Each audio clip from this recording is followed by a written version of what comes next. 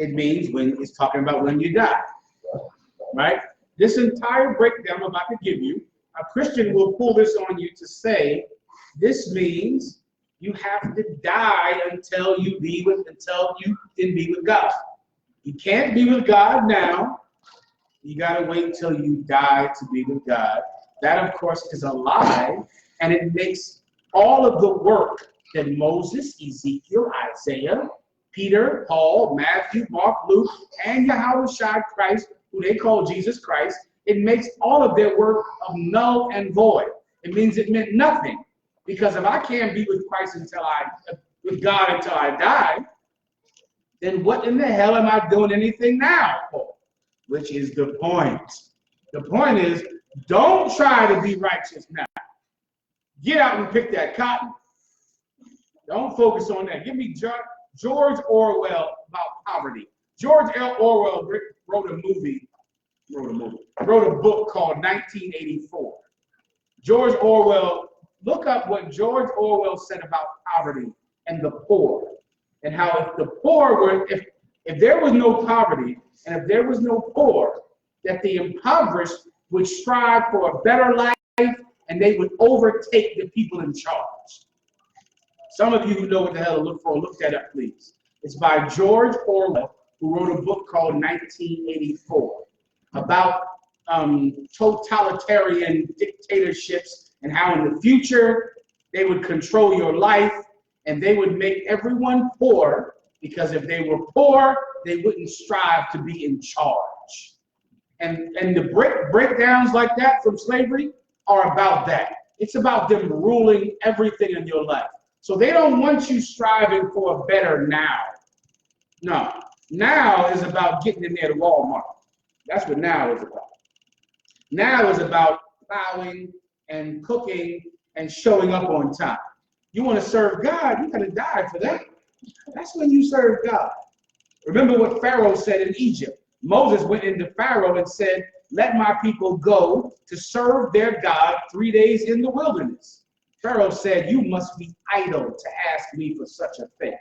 You must not have enough to do. Otherwise, you wouldn't be asking me about serving God. Meaning, if you were working harder, if you were more poor and needed more money, you would never try to serve God. That is straight out of George Orwell's 1984, which is probably where the devil got it from. If you can find it, I will be impressed. Is what George Orwell said about the poor and poverty and how they would be so poor that they couldn't overtake the ruling class, all right? It's a quote from his book. This precept and your understanding of this precept comes from that kind of thinking. It's a way to subdue slaves. You got to pay your bills, which means don't think about serving God. Smoke your weed. I've come to so many women that say, listen, I just smoke my weed. I got to have my weed. I need my weed. Why? Stress. I'm so stressed, I got to have my weed because I'm so stressed out. I got to pay these bills. I got to take care of these kids. I'm under so much stress. Well, if stress makes you smoke weed, then what do you think white people are going to do? White people are going to double your stress, double your burden, because they want you getting high. Because if you were not getting high, if you were not stressed, you might think about ruling the world. You might think about ruling the world that was given to you by the rolling of dice thousands of years ago. They don't want you thinking about it. You wait till you die. For now, you report into work. Now I'm going to give you the actual breakdown that God intended with this precept. Malaki, are we up online yet or not? Okay. Do I have any questions online? Let's get those first. Hold that, and I'll do that afterwards so I can answer all the questions. All right. Malakia, you got it. First one is from Malakwa. He said, the precept, when it says, will done on earth as it is in heaven, would that be a precept for angels don't sin? Yes. Yes, it would. Give me one more time, please, Captain. Yes. Because the Most High's will is done in heaven. So angels don't sin. What the brother is referring to is the myth in the Catholic and Christian church that there was a war in heaven.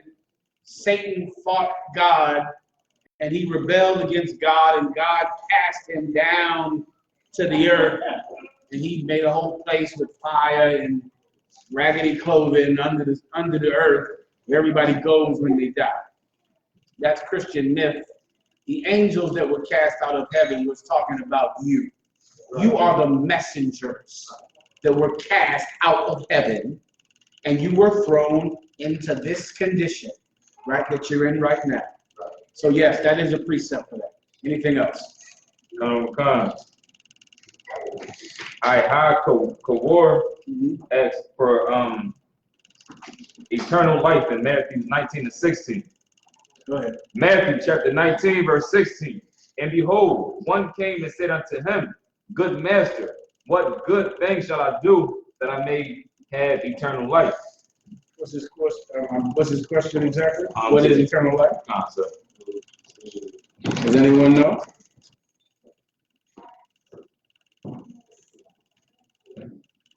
So, go ahead. Would it be the rulership on earth? Give him a hand. This is what you need.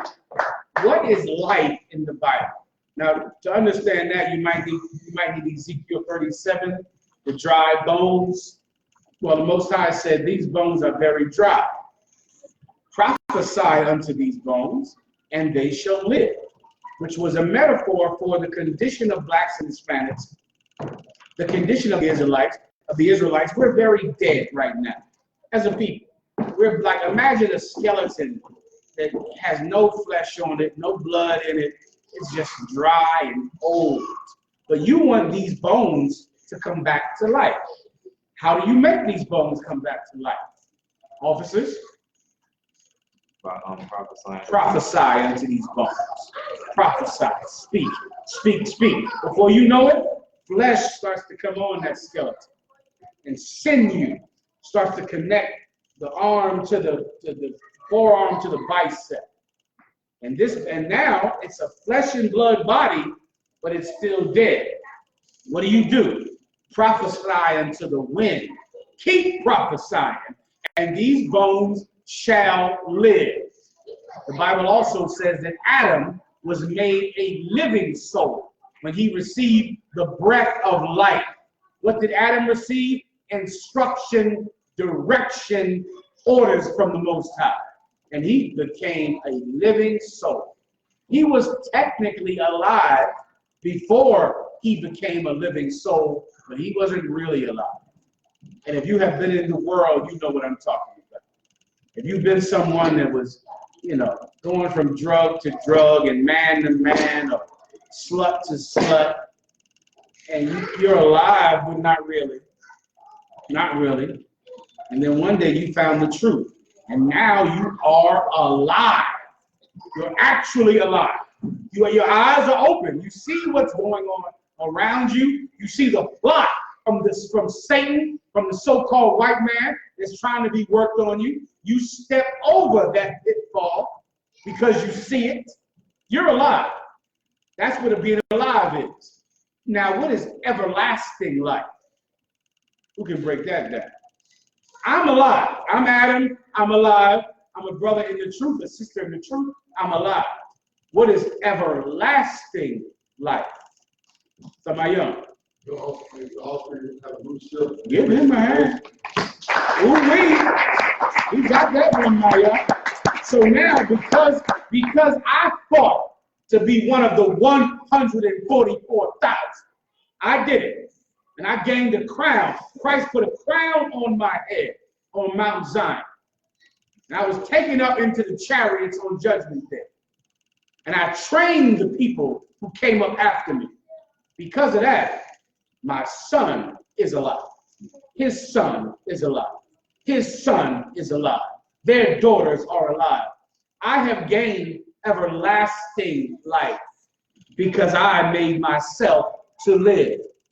We're fighting for the everlasting life, meaning a seat, a position that you gain that is passed down forever to your children. That's what you can have. You can have what white people have always had.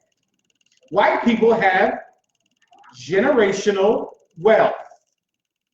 They get rich in the 20s, in the 40s, in the 1700s, in the Renaissance, and here they are today, George Bush.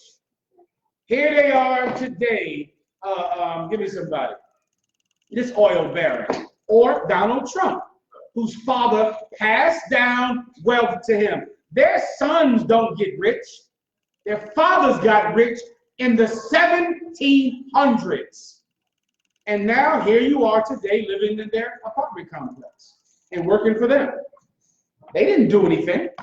What did they do?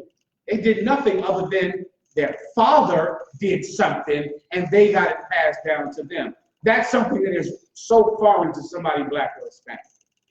You want to be the first person in your family to go to college, or you'll hope that your child is. That's it. Because our parents passed nothing down to us but debt. That's what your father's going to give you, debt, your mother. They're going to die and you're going to get a letter in the mail saying, what? I owe who? What? About what?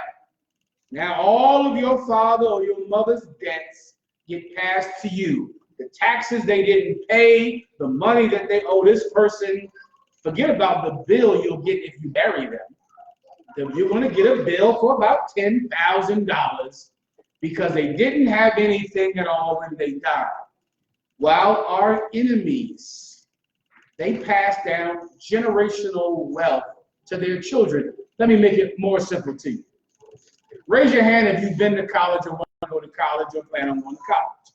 Raise your hand if you had to get a student loan to go to college. Now, let me explain what that means. What that means is, because you got a student loan to go to college, once you get the job of your dreams and it's going great, that's when the student loan kicks in and they want their money back. And because they want their money back, having that great job will mean nothing, because you're going to have a bill that is bigger than the job you have. You understand? Bigger. So now you're a doctor, which is great, but you have a $200,000 bill, which is going to equate to, if you're a doctor, about $1,000 a month, $1,300 a month, right? Which means you're a doctor, but you don't have any money to, blow my mind, send your kids to college. So now you got an apartment or a house and a car and a mortgage, but you don't have any money to send him or her to college, which means your daughter has to get a student loan. And then her children have to get a student loan. And that, if Christ ain't back, your great, great, great, great, great grandchildren will owe Sally Mae and be lawyers and be poor at the same time. Do you understand my point? This ain't magic talk, huh? I'm telling you what's wide awake here. Can you imagine what it's like to be someone whose father had slaves in the 1600s and passed that to his children, who passed that to his children, who opened up the Bank of America? You can have that in the next kingdom, because Jacob grabbed the heel of Esau coming out of the womb. Esau is the end of the world, and Jacob is it that cometh after. So if you want your children to have generational wealth as opposed to generational death and debt, you have to earn it now. You're going to have to get it now. How do you get it now? Marah, give him a hand. All right, Marah, you tell me something. You subdue your thinking so that your children don't need student loans, so that now your children are born, they're raised up. Who's your father? He's your crown. Here's your land. What? Who are you born to? There's a staff. Hand me the staff right here for myself. This comes from the old tradition in Israel of having staffs with your father's names on. And this particular staff has that. The names from Adam unto Christ, right here on this staff. And the Lord's Prayer down here at the bottom, right? And that was the tradition in Israel. So you would hand this to someone, they would look at it and go, Malachiah, wait a minute. You Malachiah's grandson? Bring him in. Give him a crown. This is your land. This is what you get. You get this because of who you are and what your father earned for you. Because he stood so stiffly for you upon the earth. Now your children worry about nothing. And they're just given castles and given land. And they treat their land and they treat their castles like something precious. And they uphold what their father taught them. They uphold the integrity of their mother. Because because your children are also, bring me home, your children are also alive. You have earned everlasting life. So your great-great-grandchildren keep the law, keep the commandments, and run your land and your farms and your vineyards the way you would, and your slaves and their wives the way you would, Captain. For what?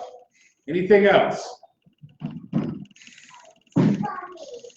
God, I'm good with this. I'm not going to drink this drink, all right? You can deal with that. The drink you gave me just now, I'm not going to drink it, all right? You can deal with it. Go ahead. Online, go. Online, we have one from Yahweh. A general breakdown on Ecclesiastic cuss. I don't have enough time to drink. I got 15 minutes. Go ahead. Ecclesiasticus, chapter 38, verse 24. Ecclesiasticus, chapter 38, verse 24.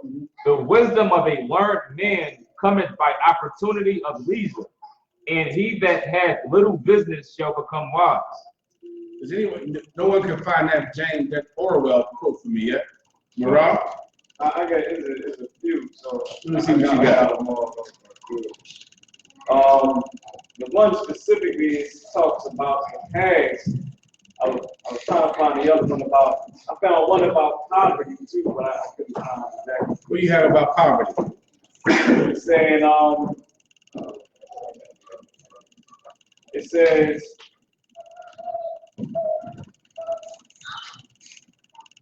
Said something about stamping on the neck of the future.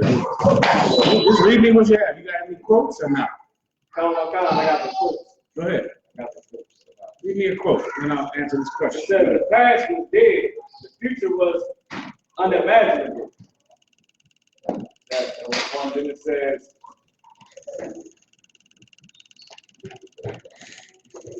I mean, one of that. Go ahead. Come on. It says, "Who controls the past?" Brings the party slogan. Controls the future. Not that. Keep going.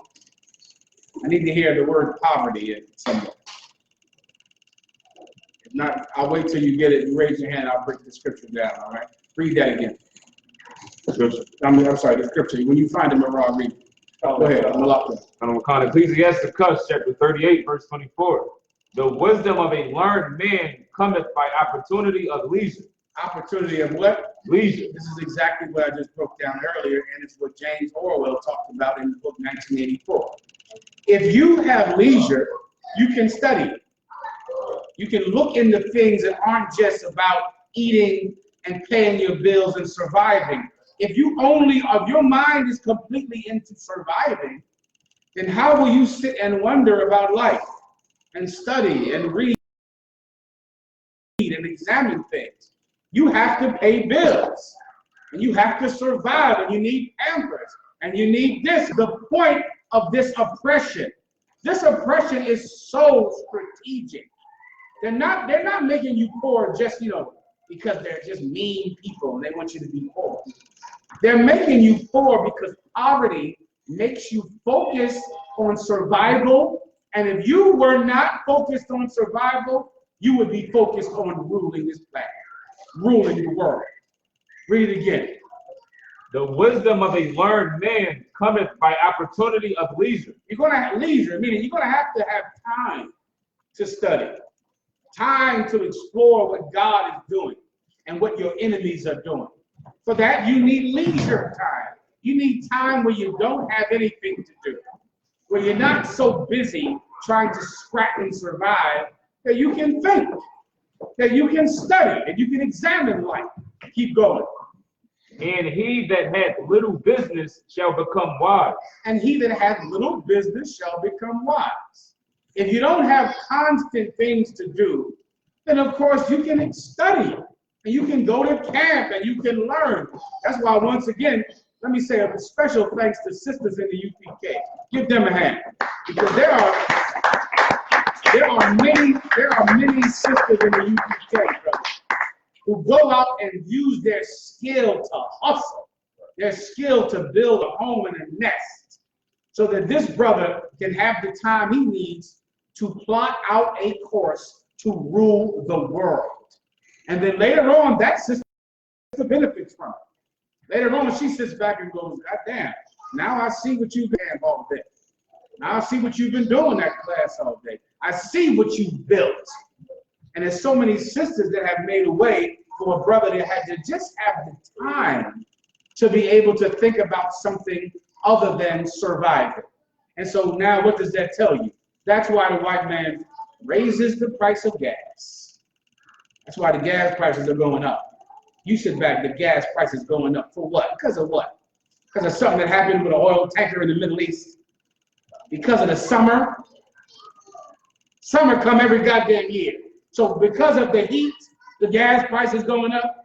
Does it just go up in June just because it boils?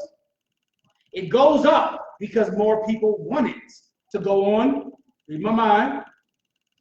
Why do gas prices go up in the summertime? Come on, y'all. Malaki. Everybody travel. Traveling to where? Anywhere. Traveling anywhere? Traveling to get back and forth to work? Wow. So where are people traveling to in the summer? Vacation. Say it again. Vacation. Say it again. Vacation. Vacation. And on that vacation, what might you get? Some leisure, some rest. Guess what? The gas price is going up. You ain't going out. You ain't going anywhere to rest, to get it off your mind. The gas price is going up come June. Come August, it's raising. And it's going to get to its peak, I think, this weekend. The 4th of July weekend, when a ton of slaves are trying to get a break, and the gas price is going to go up to $3, $4. Every summer that has ever happened in America. Every time. Anytime. And the minute that the jobs start hiring, guess what's going to happen? The minute it's like jobs are just hiring everybody. What will happen, Moran? What will happen when the jobs, when there's a lot of jobs available for everyone? Who knows what's obviously going to happen? The price of housing goes up, and the rent goes up, and the price of food goes up. The minute you have a job to pay for a place, apartment prices will rise. Now you sit back and go, what's going on? Is it the stock market? Is it stocks and bonds? It's slavery out there. Right. That's all. Someone at the top just goes, there's a lot of jobs out there. Raise the price. Raise it. Everybody can afford this price. Raise it to that price. No one has a job, lower it because they can't afford it anyway. Everybody doesn't have a job, it's low. Everybody has a job, it's high. And it's to constantly keep you struggling, because a struggling person doesn't care about God, they care about bills. What do you have from the book 1984, Officer Moreau? God, this is Orwell's quote, George Orwell's quote from the book 1984. It was possible, no doubt, to imagine a society. God, I think I was too quick to take that drink away.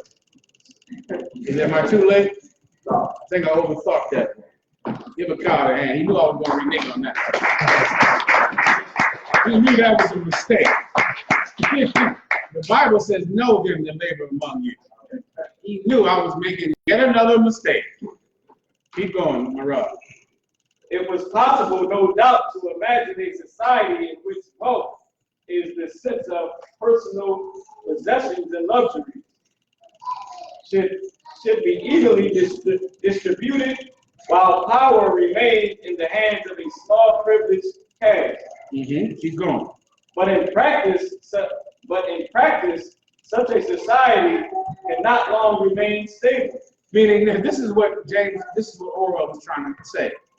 You can imagine a society where everyone is rich. A few people have power, but everyone can have money. Right? That's your dream of the future, is it not? You think about the future like we'll all have money, we'll have flying cars. The cars will all drive themselves. And we'll all have money. A few people will be in charge, but we'll all have money. What Orwell is saying is that kind of society cannot survive if everyone has money. That society can't exist. And this is why. Go ahead. For if leisure and security were enjoyed by all alike, the great mass of human beings who are normally... Stop right there. For if what? For if leisure. For if what? For if leisure. For if what? For if leisure. For if leisure and security. And security. Go ahead. Were enjoyed by all alike. If everyone got to have leisure time and everyone felt secure, you know that feeling of I'm getting evicted? If I don't go to work tomorrow, I'm getting evicted. If I don't do this, if I don't pay for this ticket, I'm getting a warrant. I'm going to jail if I don't pay this child support. When you don't have that in your life, you feel security. Well, if everyone had leisure and everyone had security, go ahead. The great mass of human beings who are normally stupefied by poverty. Who are normally what? Stupefied by poverty. Who are normally what? Stupefied by poverty. This is in a book called 1984, which was written by some nut sometime. And this is his hypothesis of what the future would be like. And he knew the future couldn't be all idealistic and sweet and wonderful. The future needs poor people because poverty stupefies people. It makes you dumb. Being poor makes you stupid. Because you're so poor, you have to get high. Because you're so poor, you can't study, you can't go out and have plans, you gotta survive. Poverty makes you dumb. And they need you to be dumb, so they need you to be poor. Morale. Poverty would become literate and would learn to think for themselves. If you weren't poor, you would learn to think for yourself. You would become literate, meaning you would learn to read. You would read more. You're going to ask some sister to read more who got 3 jobs and 3 kids. Read, come on, where is the weed at? She got enough, just enough to drink that tall can of beer.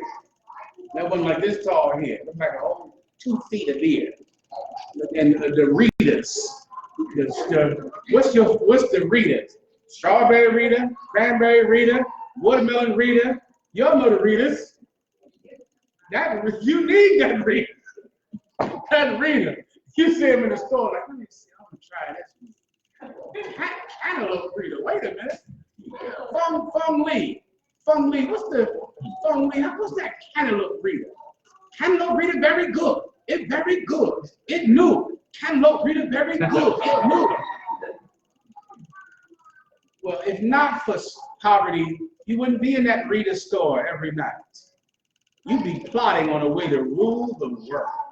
That's what you would do. Let me tell you a story, if I could. One of my ribs, y'all know Officer Ariel's mom, Taza Live. Give her a hand.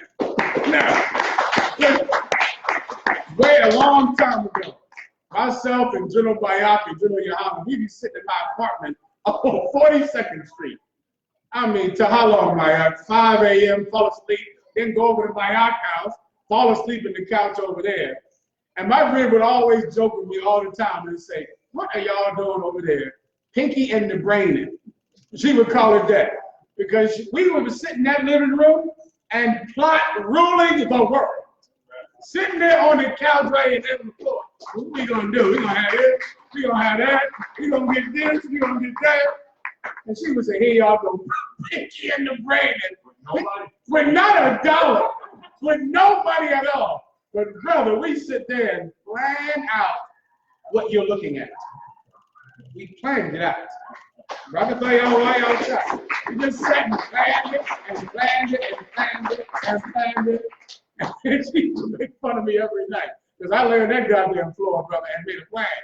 And asked General Yohana, will it work, sir? Do you think it will work, sis?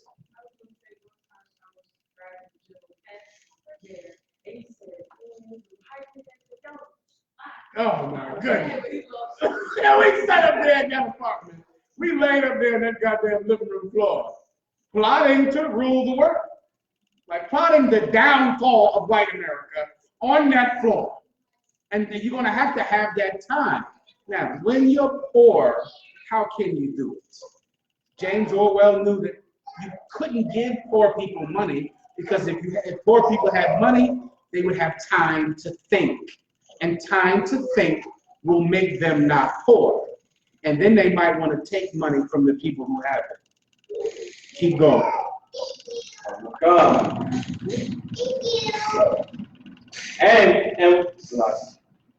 And once they had done this, they would sooner or later realize that the privileged minority had no function.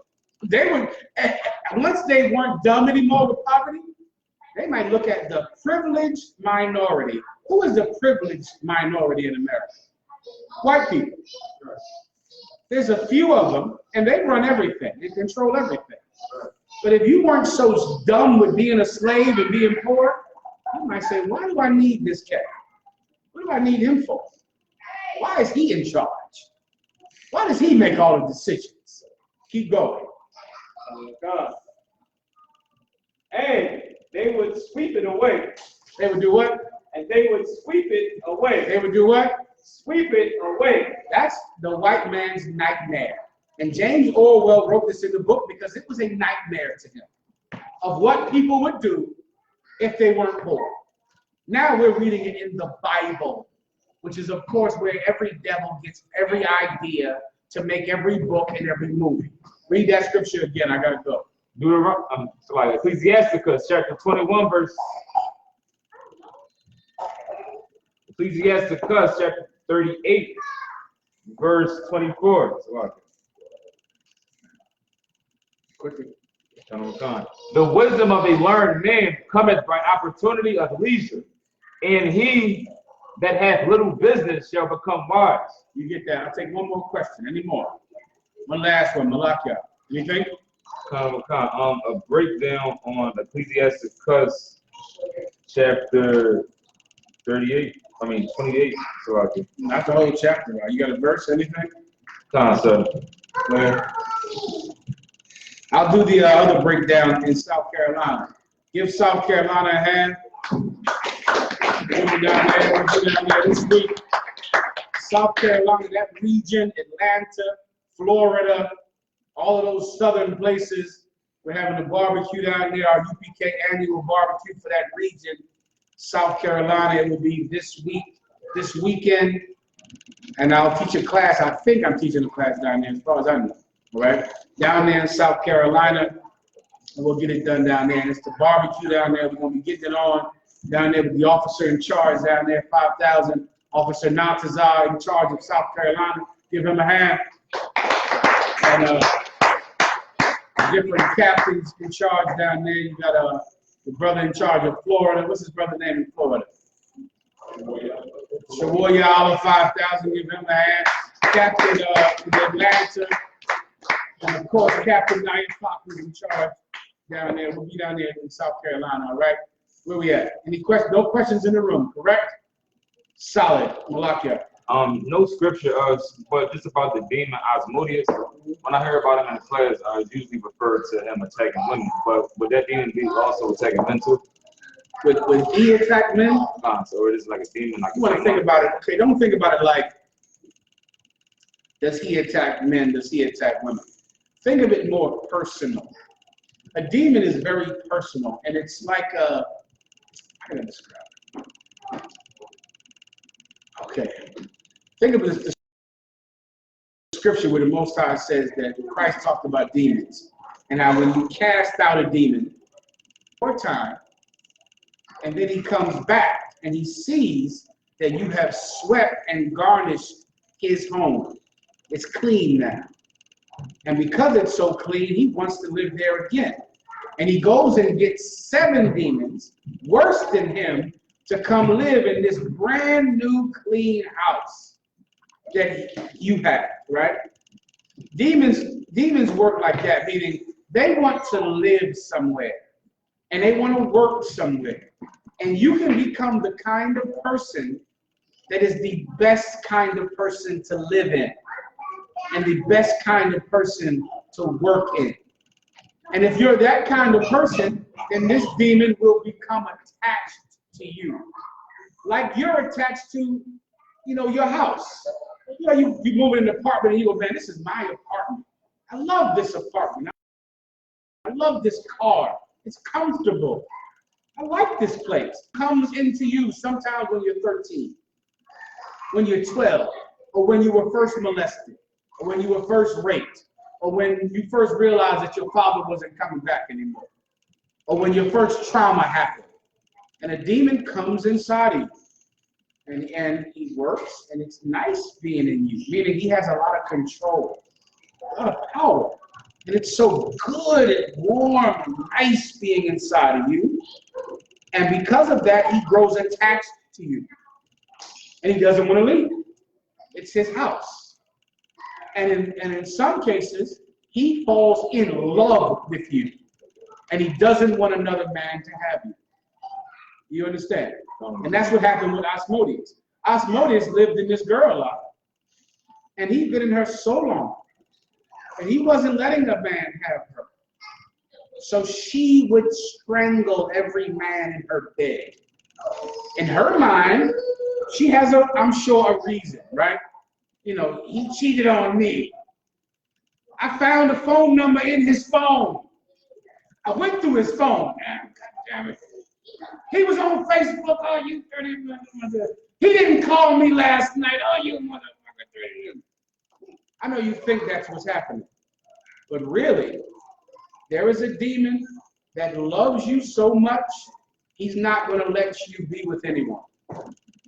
And he's going to make you kill any man or kill any relationship that you try to get in. Because in the end, he wants you all to himself. And now, in that apartment, it's just you and him. And y'all are together. And you watching TV. Or you get a giant hat and you go to church. And you sing and dance and you go home. And who's at home? Who are you cooking for? You and Asmodeus. You're making a meal for you and him. And that's life. And you'll never be alone because you'll always have your demon. Now, can a man have that same demon? Yeah.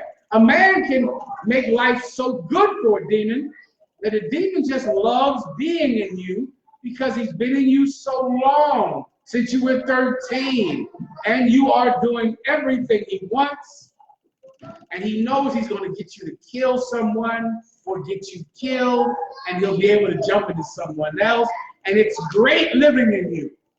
It's great because you always get high, you always have sexual wars, you always make bad decisions, and he doesn't want to leave you. He's doing a great job living in this man. And he is not leaving. And the only time he's willing to leave is when you can put him into someone else, which is what men do. What men do, what does your old head do for you? You know that term, right? My old head. What does your old head do for you? Who wants to tell the truth? Am I? Your old head gives you his demon. That's what he does. Your old head, he's your old head, which means sell drugs like this, have sex with whores like this, shoot people like this, steal like this. That's your old head. What is your old head doing? He's giving you his Asmodeus. Now, once your old head gives you his demon, what will happen to your old head?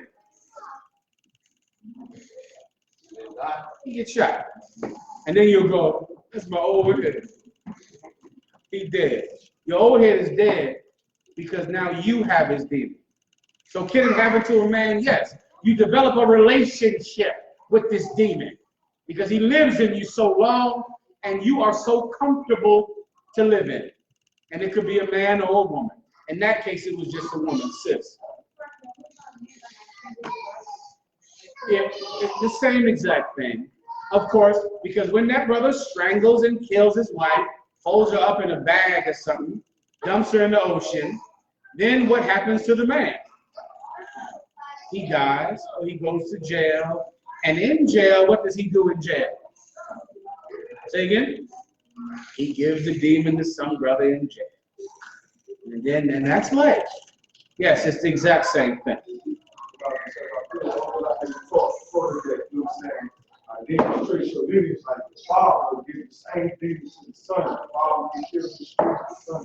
Oh, have mercy, brother. I'll give him mine.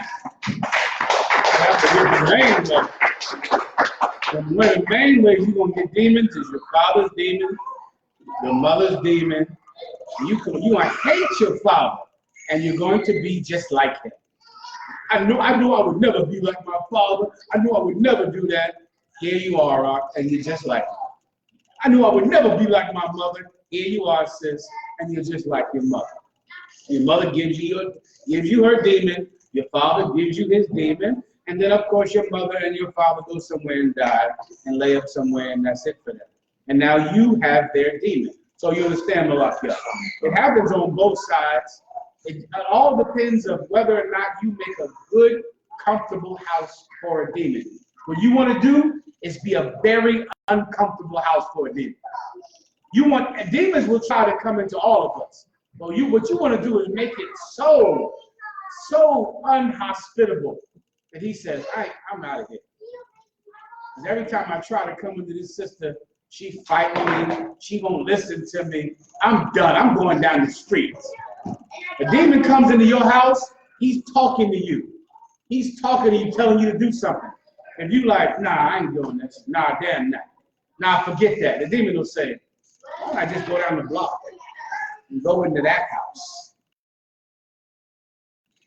That woman will listen to me. Why don't I just go over there and go to that brother? He'll listen to me.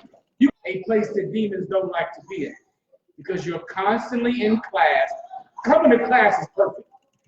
Coming to class is so, how can I describe it? And going to online class is good. That's good too. But going online is not like coming to physical class. If you're fighting a demon, physical class is what you really need. Because physical class is where you got to break yourself to come to the door. You understand? The women have to put on dresses to cover their head. Most of your demons won't let you wear a dress. I don't know if you've been through that.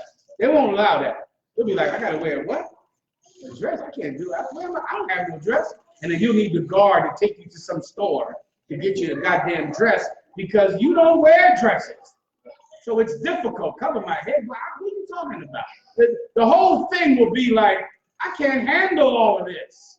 But you'll force yourself to do it, which will make your demon angry. And he won't like you anymore. So now you're sitting in class. And in class, who is being talked about in class? You. The class, if you are ever wondering in class if I'm talking about you, I am always talking about you. Always. If you're thinking, Mahayaman is talking about me because he know that thing about me. Yes, I am. I know the thing about you, and I'm saying it here. I'm talking about you. I'm not giving your name, but I am talking about you. What else am I going to talk about?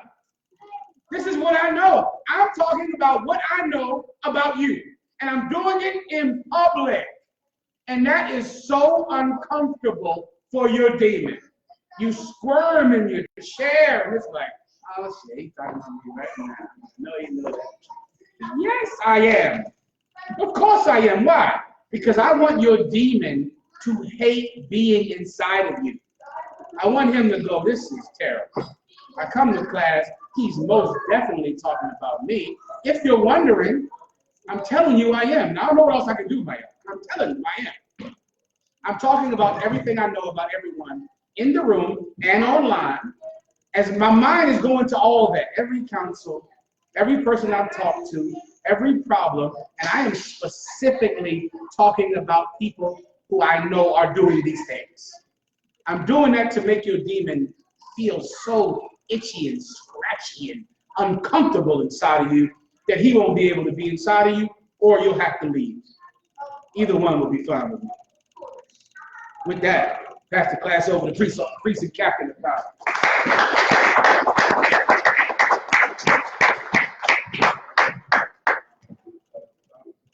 The Israelite student UPK started out at 1 West 125th Street, Harlem, New York. Room for new brother and sister. New brother or sister coming to the school. They are orphans for 6 months. They are to be saluted only. Y'all need to share themselves with the world. They need transportation to teach you where to rank. After sitting as an interest in a particular person, he or she must get permission from the head to a brother or sister after 6 months, in which the brother and sister will court each other. After this 6 month period, the brother and sister will get permission from the head to marry. Child, which is a commandment, found in the book of Numbers, chapter 18, verse 21, and in the book of Malachi, chapter 3, verses 8 through 10, means 10th in Hebrew, Aishma, 10% of every penny. Any increase the Lord gives you, you give it to the teacher. We have a priest fund, which is a free will offering for the priest. It's not mandatory, whatever amount you would like to give. The upcoming holy convocations is the dedication, the memorial, the blowing of the trumpets. To read upon that, Leviticus chapter 23, verse 24 through 25. And with that, if you would like to become a true to the school, I'll wear all black boots, silver band, headband, and stars. And with that, I'm Mahayaman. Please stand. We'll get the brothers in the courtesy salute. Men of Israel, Bani Shabbat, Mahayaman, Barak, Yahweh, Shem Yahweh, sorry, this is more courtesy salute. Men of Israel, Mahayaman Shabbat, Mahayaman, Barak, Yahweh, Shem Yahweh. That's up, class is me.